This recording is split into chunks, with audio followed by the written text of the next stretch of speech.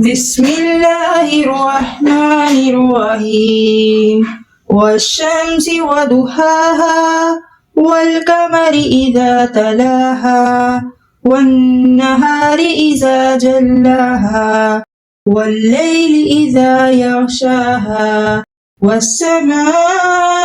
وما بناها والأرض وما طحاها ونفس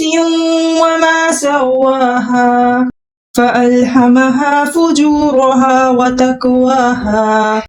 قد أفلح من زكاها وقد خاب من دساها كذبت ثمود بتغواها إذ انبعث أشقاها فقال لهم رسول الله ناقة الله وسقياها فكذبوه فعقروها فدمدم عليهم ربهم بذنبهم فسواها ولا يخاف عقباها